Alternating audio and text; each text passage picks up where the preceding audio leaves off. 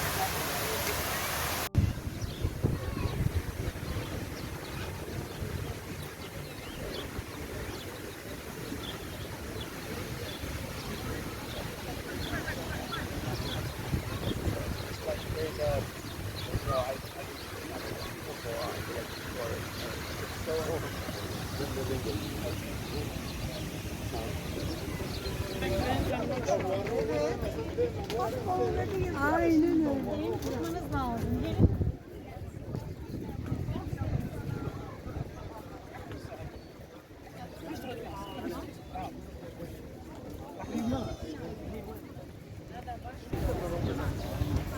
Gelin. Innovación, compañía.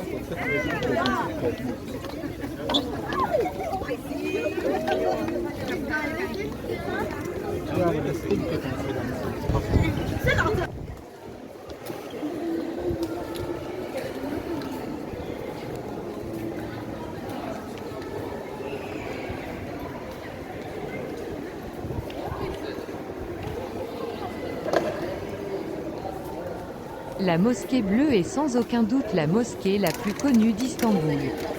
Située juste en face de Sainte-Sophie, c'est vraiment l'un des plus beaux endroits d'Istanbul.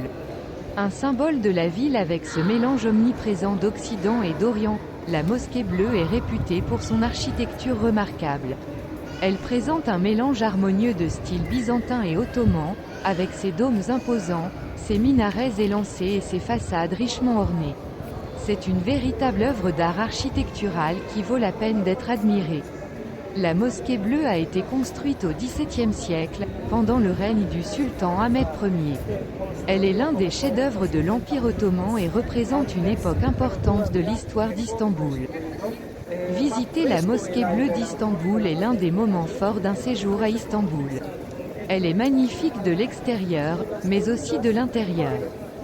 L'entrée à la mosquée est libre, est ouverte tous les jours en dehors des horaires de prière. Pour y accéder, vous pouvez utiliser le tramway en descendant à l'arrêt Sultanahmet. Vous pouvez également y accéder en vous baladant dans le quartier de Sultanahmet, quartier touristique par excellence de la ville d'Istanbul. La mosquée bleue se situe dans le quartier de Sultanahmet. Il s'agit de l'un des mosquées les plus connues, voire même la plus connue, de la ville d'Istanbul. L'intérieur de la mosquée est tout aussi impressionnant, avec ses céramiques bleues, ses vitraux colorés et ses tapis luxueux. Elle fut construite par l'architecte Sedefar Mehmet Aga, élève du célèbre architecte Sinan, entre 1609 et 1616 sous le règne du sultan Ahmet I. Elle est pressentie comme étant le dernier ouvrage de l'architecture ottomane sous sa forme classique. Elle fut alors le point de départ majeur des pèlerins à destination de la Mecque. La mosquée bleue tient son nom du fait qu'elle comporte environ 20 000 carreaux de faïence bleue d'Iznik. Elle fut édifiée pour rivaliser avec l'Hagia Sophia qui se trouvait à l'autre extrémité de la place Sultanahmet. Le sultan Ahmet y voulait démontrer que l'architecture ottomane ne valait pas moins que l'architecture chrétienne d'antan. Ahmet Ier s'inspira donc de l'Hagia Sophia et des précédentes œuvres architecturales ottomanes, comme la mosquée Süleymaniyye, pour édifier la mosquée bleue. La mosquée bleue tient son nom du fait qu'elle comporte environ 20 000 carreaux de faïence bleue d'Iznik. La mosquée bleue fut la seconde mosquée au monde, après celle de la Mecque, à posséder 6 minarets. Cette caractéristique obligea même de construire un 7e minaret à la mosquée de la Mecque afin de demeurer l'unique mosquée ayant le plus de minarets. À l'intérieur de la mosquée bleue, l'immense salle de prière est couverte par un grand nombre de tapis. Portée par 4 piliers imposants, la coupole principale est de 23 mètres de diamètre et élevée à 43 mètres de hauteur. En complément de cette coupole, la mosquée bleue comporte d'autres coupoles plus petites ainsi que des demi-dômes. Les décorations intérieures de la mosquée bleue sont de toute beauté. En effet, plus de 260 fenêtres et 20 000 carreaux de faïence bleue d'Iznik composent la mosquée bleue.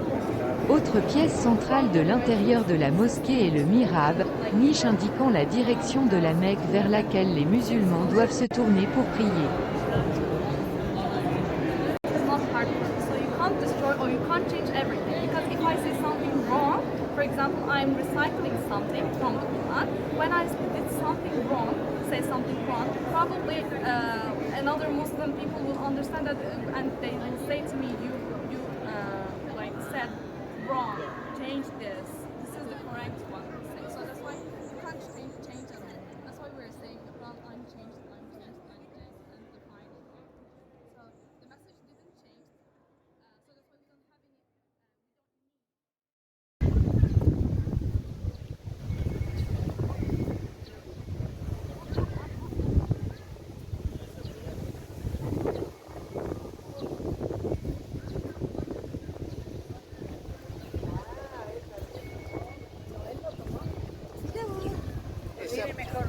Ese obelisco de Milán.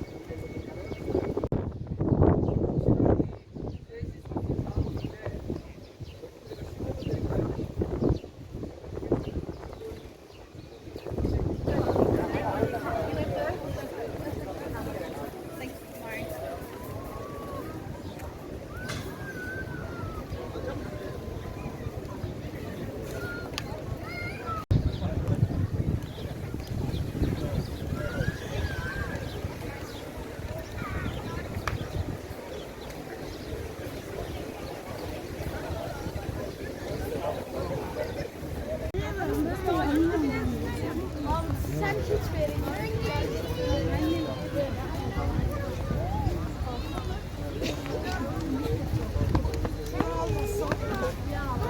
Var mısın?